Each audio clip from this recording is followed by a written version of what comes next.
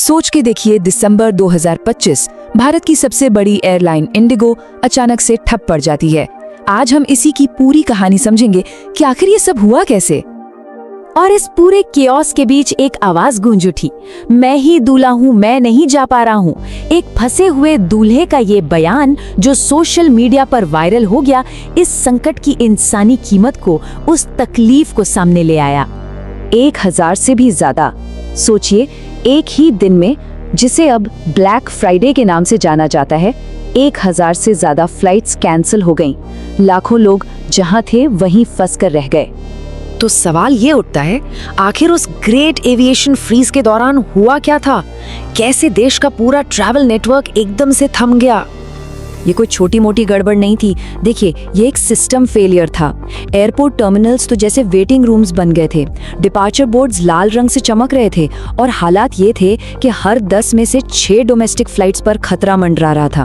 और ये सब हुआ कब? पीक वेडिंग और टूरिस्ट सीजन के बीच। सोशल मीडिया पर तो बस फंसे हुए डिप्लोमैट्स और परिवारों की कहानियां ही चल रही थीं। अब समझने वाली बात यह है कि ये कोई एक अकेली घटना नहीं थी।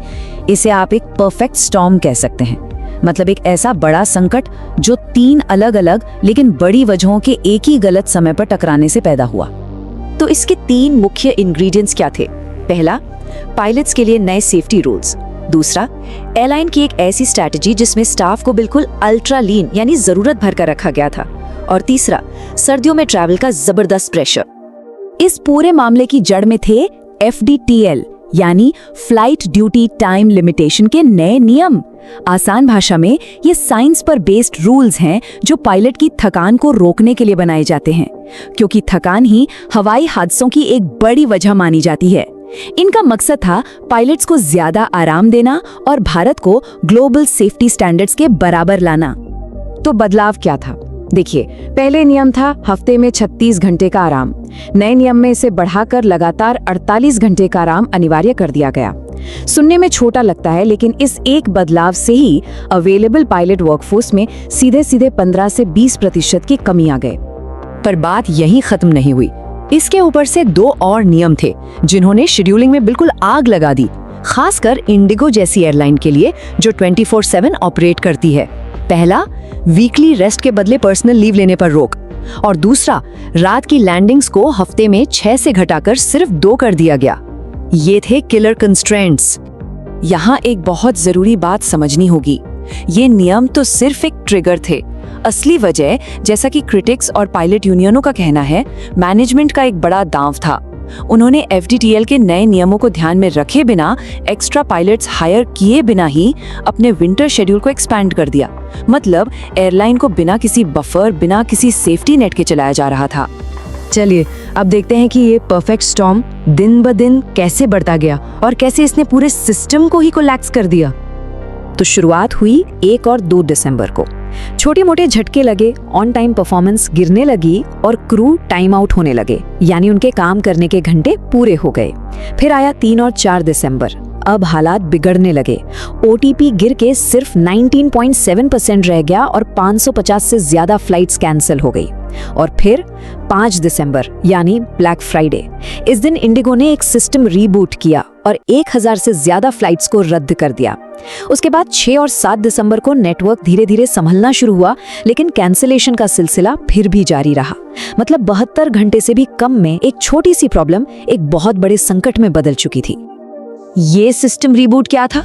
ये एक तरह की फायर ब्रेक स्ट्रैटेजी थी। मतलब आग को आगे फैलने से रोकने के लिए इंडिगो ने जानबूझकर दिल्ली से सारी फ्लाइट जमीन पर उतार दी। इसका मकसद था कि बिखरे हुए क्रू और एयरक्राफ्ट को एक जगह लाकर सिस्टम को रीसेट किया जाए। ऑपरेशनली तो ये सही था, लेकिन इसने यात्रियों के लिए तो बस अफरा तफरी मचा दी। जब देश का ट्रैवल नेटवर्क पूरी तरह से जाम हो गया तो सरकार को आगे आना पड़ा, और उनका जो रिस्पॉन्स था वो तेज तो था, लेकिन उस पर विवाद भी बहुत हुआ। और इस कदम से एक बहुत बड़ा सवाल खड़ा हो गया कि ज्यादा जरूरी क्या है, सेफ्टी या सुविधा? क्या फ्लाइट शेड्यूल को दोबारा पटरी पर लाना इतना जरूरी था कि सेफ्टी स्टैंडर्ड्स को ताक पर रख दिया जाए? सबसे पहले रेगुलेटर यानी DGCA ने ये साफ कर दिया कि वो इस संकट को मैनेजमेंट की प्लानिंग, निगरानी और रिसोर्स मैनेजमेंट में बड़ी चूक मानते हैं। उन्होंने इंडिगो के सीईओ को शो कॉज नोटिस भी जारी किया। मतलब उनके हिसाब से ये एक ऐसी घटना नहीं थी जिसे टाला नहीं जा सकता था। लेकिन इसके ठीक बाद प्लेन्स को वापस हवा में लाने के लिए रेगुलेटर ने वही FTDL के नए सेफ्टी रूल्स, जिनकी वजह से ये सब शुरू हुआ था, उन्हें 10 फरवरी 2026 तक के लिए अस्थायी रूप से सस्पेंड कर दिया। इसमें नाइट लैंडिंग की लिमिट और छुट्टी वाले नियम में ढील भी शामिल थी।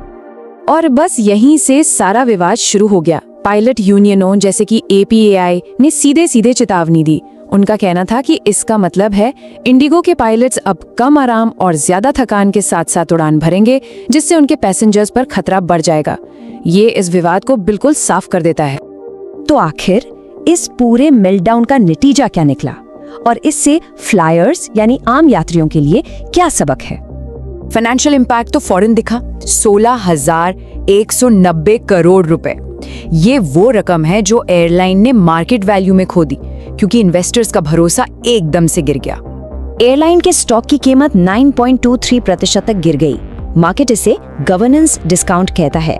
इसका मतलब है कि इन्वेस्टर्स अब रिस्क प्लानिंग के मामले में एयरलाइन के मैनेजमेंट पर पहले जैसा भरोसा नहीं कर रहे हैं। जो लोग इससे प्रभावित हुए उनके लिए अपने अधिकार जानना बहुत जरूरी है। एयरलाइन की वेबसाइट पर एक प्लान बी नाम का डिजिटल टूल है। उसे इस्तेमाल करना कॉल सेंटर से बेहतर है। पूरे रिफंड या फिर बिना किसी एक्स्ट्रा चार्ज के अपनी फ्लाइट रीशेड्यूल करने में से कोई एक विकल्प चुना जा सकता है। और हाँ, DGCA के नियमों के तहत कैंसिलेशन पर मिलने वाले कॉम्पेंसेशन के बारे में भी जानकारी रखनी चाहिए। इस पूरी घटना से कुछ बड़ी बातें सामने आती हैं।